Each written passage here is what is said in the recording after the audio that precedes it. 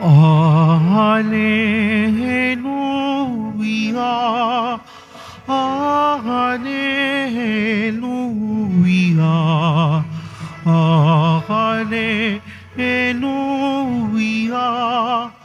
Alleluia.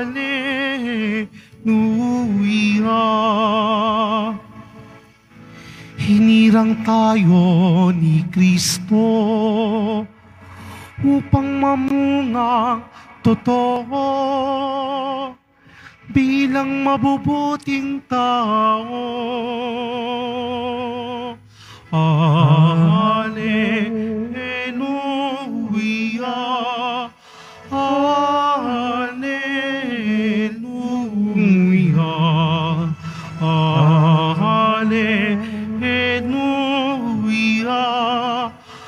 Alleluia.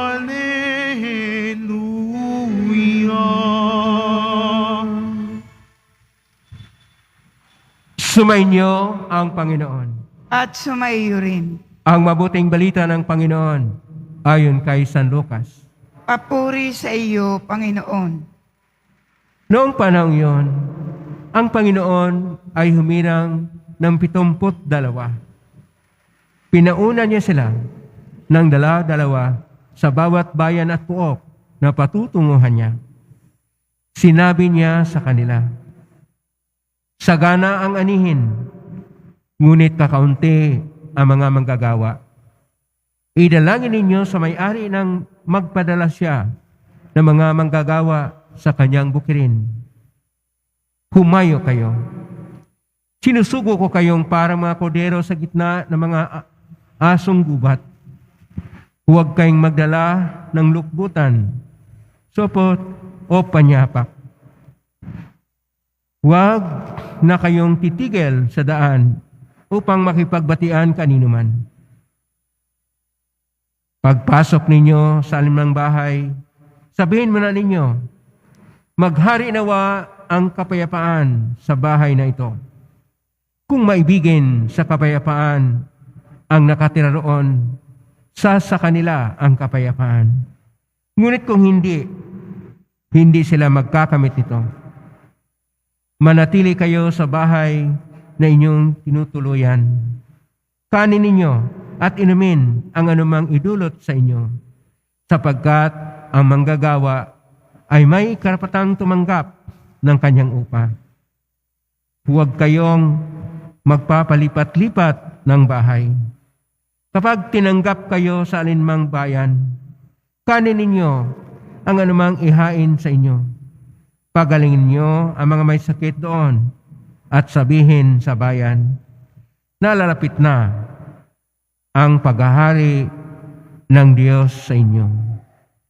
Ang mabuting balita ng Panginoon. Pinupuri ka namin, Panginoong Hesukristo. Magsiupo po ang lahat. Isang mapagpalang araw po sa inyo lahat. Purihin po natin ang ating pong Hesus Nazareno. Nasa 18 tayo ng Oktubre at kapistahan ni San Lucas, ang manunulat ng mabuting balita, Ebanghelyo na pangatlo.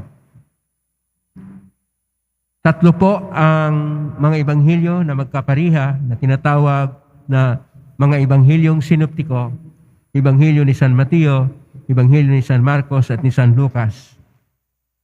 Ang kakaiba ng ebanghelyo na tinatawag na pang-apat ebanghelyo, Ebanghelyo ni San Juan. Ang Ebanghelyo ni San Lucas ay tinuturing na ebanghelyo para sa mga kababaihan, mga mahirap, at mga nasalaylayan ng lipunan. Tinuturing na ito na ebanghelyo para sa mga bagong nagbalik loob o nagiging Kristiyano.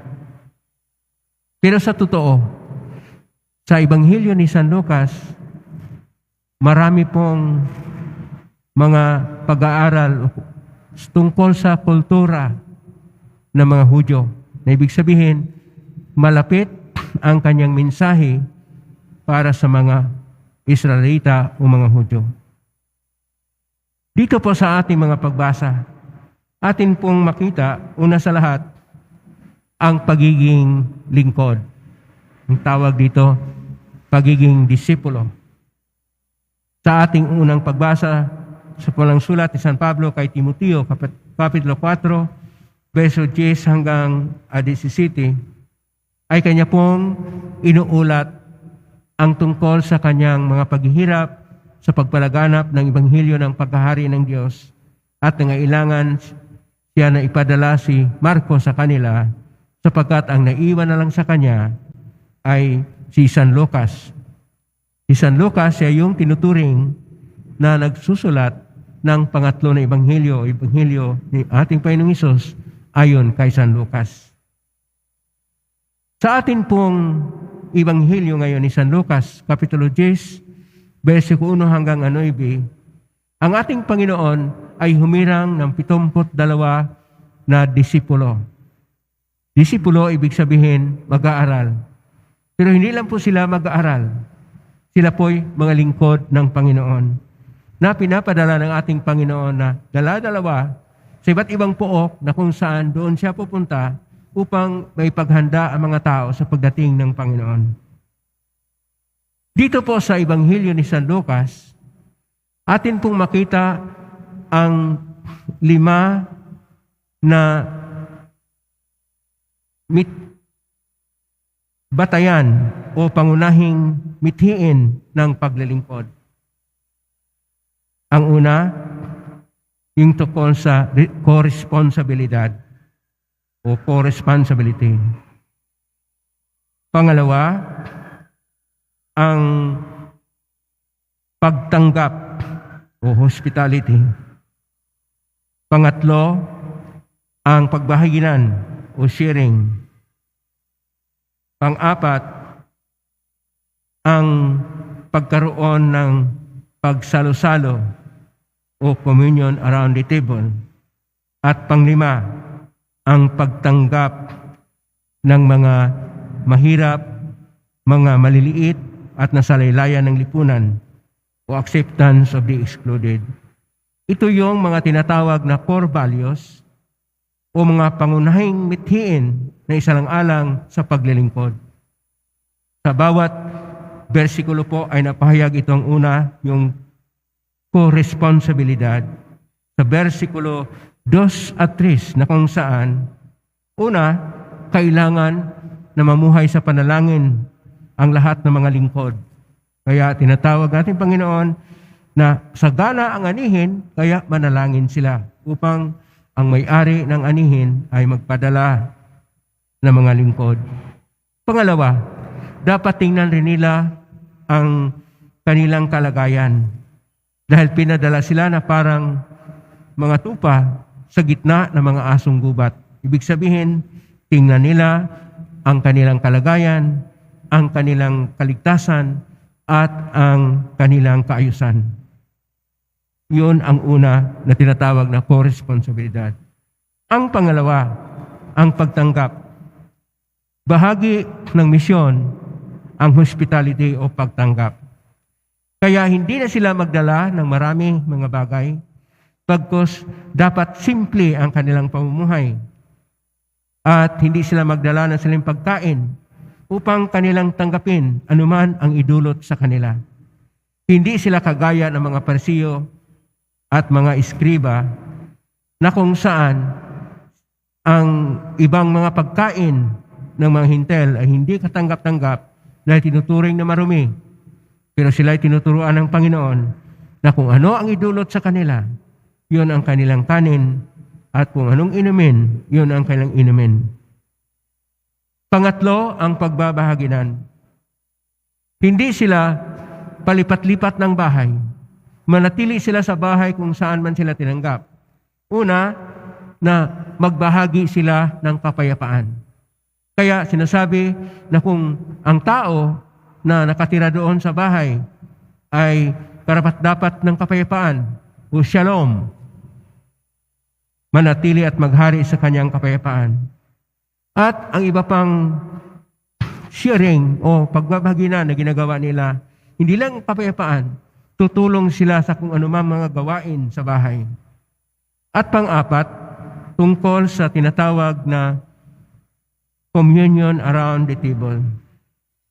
Anuman ang mga pagkain na ibibigay o anuman ang inumin na idulot sa kanila, ay huwag po nilang paghindian, sapagkat ang kanilang pagtitipon ay hindi lang na pagtitipon na sila ay naroon, nakatira sa bahay. Bahagi sila sa pamilya. At bahagi ng pamilya sa mga nasa gitnang silangan o kung saan man sila pupunta, ang pagtanggap kung anuman ang kailang pagkain at inumin. At magkaroon sila ng pagkapira-piraso, pagbabagay na ng tinapay, pagpapahayag na sila'y nagdala ng mensahe ng kapatiran. At sa huli, panglima, ang pagtanggap ng mga mahirap, ng mga nasalalayan ng lipunan, kagaya ng mga kababihan at mga inaalihan ng demonyo at mga may sakit at kapansanan. Kaya magpahayag sila tungkol sa paghahari ng Diyos, at ang paghahari ng Diyos ay para sa lahat, hindi lang sa iilan na tinuturing na chosen people of God o mga Hudyo na hinirang ng Panginoon Diyos na si Yahweh. Kanila pong pinagaling ang may mga may sakit at kapansanan, nililinis ang mga kitungin upang hindi na sila may isang tabi at mahiwalay sa lipunan, ay mabuklod na sila at bahagi na ng chosen people of God o hinirang na bayan ng Diyos. At kanila pong palayasin ang mga demonyo sa mga inalihan nito, sapagkat ang mga demonyo na siyang sumasanib sa mga tao, na siyang nagpapahirap sa bayan, na siyang nagtuturo ng kasamaan, ay mapalayas na upang kanilang itinuturo ang paghahari ng Diyos. Ang paghahari ng Diyos ay paghahari ng kapayapaan, ng katarungan, ng tunay na pagmamahalan sa isa't isa. At ito yung tinatawag na mga prinsipyo o mga core values, mga pangunahing mithiin sa misyon at paglilingkod sa misyon. Tayong lahat, tinuturuan sa ating Ebanghelyo ngayon na bahagi rin tayo sa mga lingkod na kailangan ring isabuhay natin ang 5 prinsipyo, ang 5 pangunahing bagay sa ating paging lingkod ng Panginoon. Anuman ang ating maibahagi sa ating sambayanan ng Diyos o simbahan, kung ikaw ay marunong kumanta, maging bahagi ng choir o pagkanta. Kung ikaw ay magbasa ng maigi, ay maging lektor. Kung ikaw ay tutulong sa kahit anuman, kolektura man o mga lay minister man, lahat ng ginagawa mo, yon ay ang paglilingkod sa Diyos. Ang paglilingkod ay upang ating tanggapin, una sa lahat, ang paghahari ng Diyos at ang mensahe ng ating Panginoon Hesus ng kaligtasan na siyang magbabago sa ating lahat. Naway, ang Diyos nga ang siyang maging pumapanginoon ng ating buhay at siya'y maghari ng ating mga puso. Amen? Purihin natin ang Diyos.